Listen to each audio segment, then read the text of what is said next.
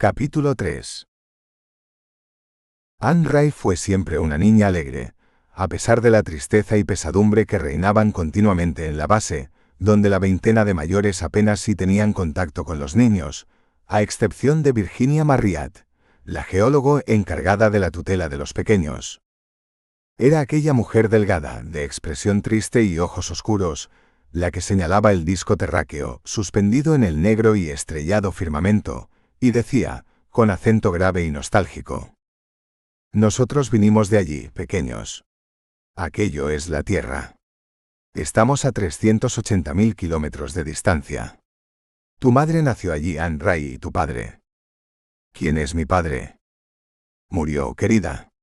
Solo quedamos un reducido grupo». Evidentemente, Virginia Marriott no quería hablar de los días que sucedieron a continuación del gran desastre. Ella era todavía joven y soñadora. Pero el dolor y la angustia la habían envejecido prematuramente. En la Tierra murieron todos. Fue una catástrofe de incalculables consecuencias. Con el transcurso de los años, Anne llegó a comprender la magnitud del cataclismo telúrico que les dejó aislados en un mundo desierto y casi inhóspito, como era la Luna. Sin embargo, a ella no le dominó nunca el pesimismo, como ocurría con los mayores. Ni siquiera se entristeció al saber que su madre, enajenada, administró un veneno al coronel Herbert Leary, considerado como un tirano por sus subordinados. «Tu madre se llamaba exactamente igual que tú, Anne Ray», le explicó Virginia en una ocasión. «Era la más bonita de todas las mujeres de la base. Joven, inteligente y bella. El coronel Leary ordenó la procreación acelerada y continua. Se necesitaban niños para la supervivencia de la especie humana. Por esto regañaron tu madre y Herbert Leary. Había gente que prefería morir antes de vivir en la desesperanza de volver a la tierra condenada. Y muchos se quitaron la vida, lo que no dejaba de ser una cobardía. Pero vivir en las condiciones que exigía Leary era peor que la muerte. Estábamos condenados a toda clase de vejámenes, abusos, arbitrariedades e intimidaciones. Yo reconozco que tu madre no tenía derecho a hacer lo que hizo. Y por eso se la condenó a encierro y trabajos forzados, a consecuencias de lo cual murió. Sin embargo, los otros se alegraron de la tiranía de Leary y se aprovecharon de su muerte. Me refiero a Isaac Kostlov, Pierre Labarde, Antoine Preb y los otros que forman el consejo. Ahora sois 20 niños. Con Herbert Leary podríais ser 100 o más. Y dentro de algunos años sería necesario ampliar la base. Yo no sé quién tiene razón. Eso lo dirá el tiempo y el desarrollo de los acontecimientos. Lo que sí sé es que geológicamente la Luna es un mundo inhabitable. ¿Y por qué no volvemos a la Tierra?, preguntó en aquella ocasión la pequeña Anne. No se puede. Se supone que la atmósfera está contaminada. Habrán de transcurrir bastantes años para que alguien pueda ir allá. Mucho me temo que yo no lo veré. Pero Anne Ray, contemplando la Tierra desde aquel día, soñó siempre con ser ella la que realizase el regreso. Y sus anhelos se convirtieron en obsesión, pasado el tiempo y cuando ya conocía el problema. Supo que existían 4 naves interplanetarias, cuyos reactores nucleares podían ser puestos a punto. Ella misma, a través de las galerías de paredes de plástico de la base, estuvo en los aparatos, examinándolos. El ingeniero Beckett, o tío Tim, como le llamaban los pequeños, les explicó hasta el último detalle de todo, como si presintiera que las manos de aquellos niños habrían de manejar los mandos cuando volvieran alguna vez a la Tierra.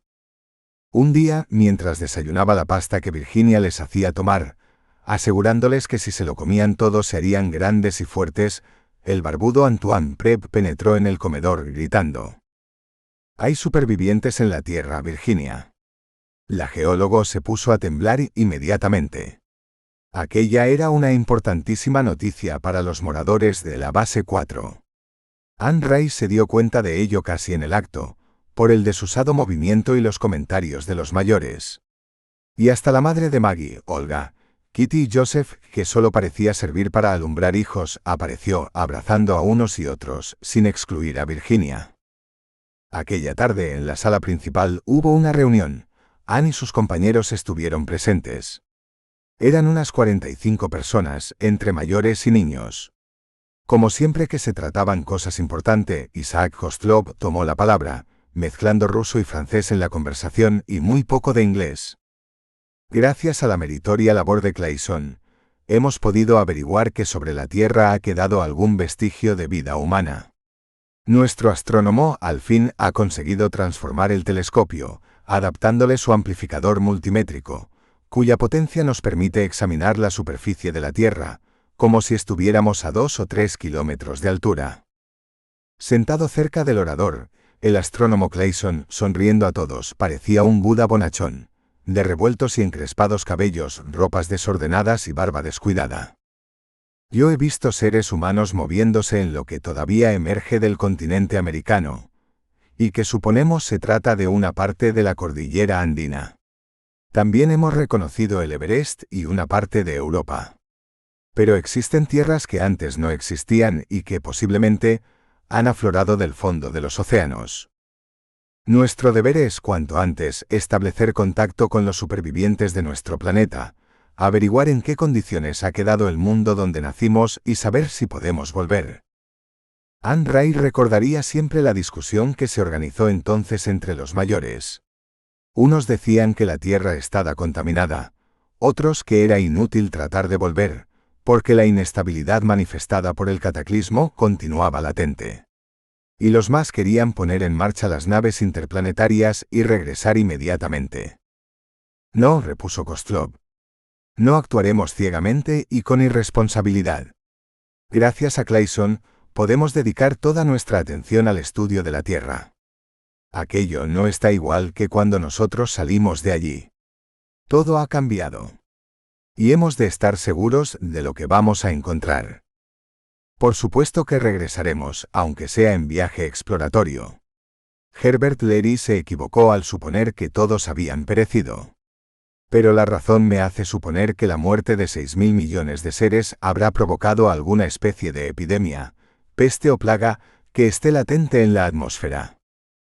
La Tierra, camaradas, no es la misma que era antes. Estas declaraciones fueron como un baño de agua fría sobre los optimistas. Para Anne Ray, sin embargo, fueron una maravillosa esperanza. Se podía volver al planeta azul. Ella lo haría alguna vez. Y por esto se dedicó a escuchar con reconcentrada atención a todo lo relacionado con la Tierra. Se hizo amiga de Bill Clayson, el astrónomo con quien pasaba largas horas. Y fue ella la que, un día, descubrió a un ser solitario que vivía entre unas ruinas, cazaba, cultivaba la tierra, y vivía en la más absoluta soledad. Aquel individuo que el telescopio provisto de amplificador multimétrico permitía ver como un insecto moviéndose sobre un terreno rodeado de montañas, resultó Sereni, y Anne Ray logró, años más tarde, establecer contacto por telepatía controlada o magnética con él. Los recursos técnicos de los pobladores de la base 4 lunar no se habían abandonado, sino todo lo contrario. Disponían de un moderno laboratorio electrofísico donde jamás se había dejado de trabajar. La técnica de los hombres del siglo XX se había conservado allí, y hasta ampliada en los años de investigación. Y fue el doctor Carl Swergen, padre de algunos condiscípulos de Anne, el que sugirió un día a la cada vez más preciosa y espigada jovencita que existía un medio para establecer contacto telepático con los pobladores de la Tierra. Necesitaríamos un receptor psíquico allá, explicó Swergen. Sabemos que hay más de 500 seres. Pero no todos sirven para esta experiencia. ¿Cómo saber cuál de ellos nos conviene? Ese es el problema. La labor ha de ser ardua y laboriosa, pero, con todo, más rápida que el plan propuesto por el Consejo, de 5 años de verificaciones. Isaac Kostlov afirma que la atmósfera del planeta está enrarecida, dijo Anne. Pero nosotros podríamos emplear equipos de vacío, campanas de oxígeno artificial, como aquí, o las viejas escafandras individuales de exploración exterior. Eso servirá para cuando lleguemos allí, Anne Ray, habló el médico. Pero, como Kostlov no quiere correr riesgos, yo he sugerido los procedimientos telepáticos centrados sobre un individuo humano asequible. Yo conozco a uno, exclamó Anne. Sin saberlo, Annie resultó ser un excelente receptor. Y lo sorprendente fue que entre todos los moradores de la base selenita, nadie como Anne Ray, con condiciones emisoras, según el Dr. Carl Swergen, para establecer el contacto. Las experiencias que se realizaron fueron positivas. Anne Ray captó a Annie y le dio instrucciones. Desde la Luna, a casi 400.000 kilómetros de distancia, Bill Clayson e Isaac Hostlov, pegados al objetivo del telescopio, vieron a Annie ejecutar las órdenes que le habían sido enviadas a través del cerebro de Anne. Se le ordenó al receptor que saliera en busca de semejantes. Annie lo hizo, abandonando su refugio y localizando a Dix. En los meses que siguieron, Annie reunió en torno a él una pequeña colonia. Al mismo tiempo, la experiencia del Dr. Swergen se comprobó como fidedigna. Entonces, se decidió enviar a alguien a la Tierra a efectuar un reconocimiento in situ. Y para ello, ¿quién con mejor preparación que Anne Ray, que se pasó la vida estudiando todo lo que pudiera acercarla a su planeta soñado? En la junta que se celebró para elegir a la persona indicada, se habló del astronauta Philby, que contaba 64 años. El más joven de los mayores era Antoine Preb, y tenía 56. Las condiciones en que habían vivido, dentro de la base 6, no eran precisamente las más idóneas para mantenerse en forma física. Solo se podía contar con los jóvenes. Pero todos eran preciosos. La continuidad de la especie dependía de ellos. 2 muchachas de 15 y 16 años esperaban ya a la cigüeña. Anne Ray jamás quiso aceptar los afectos de nadie, porque tenía miedo a que le pudiera ocurrir lo que a su madre. Era libre de negar su concurso al hombre, y lo hizo. Quizá fuese por esto o porque Anne Ray era la viva imagen de su madre, pero Kostlov la indicó para la aventura.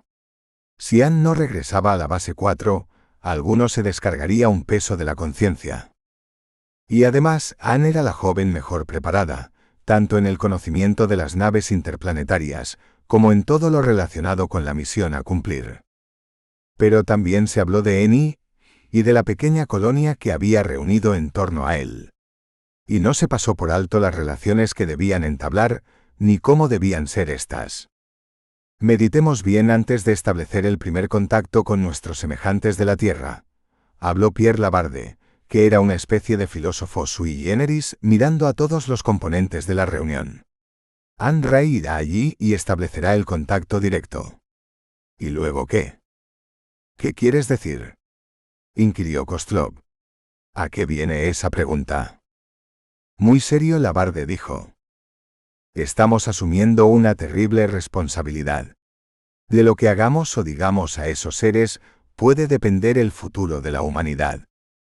¿Depender? ¿En qué sentido?, quiso saber Virginia Marriott. Imaginad que nosotros explicamos a esos seres cómo era el mundo antes de la destrucción, dijo Labarde. Ellos utilizarán esa enseñanza para repetir la historia. Eso no lo podemos saber ahora, protestó Kostlov. Lo que hagan esos supervivientes nos tiene sin cuidado. Ah, eso no. La humanidad ha desaparecido casi en su totalidad. Aquello era un asco. Y si se nos brinda la oportunidad de hacer un mundo mejor, más digno, nuestro deber. Sueñas, Pierre, exclamó Antoine. La humanidad siempre será igual. No opino como tú. Por eso he dicho que reflexionemos.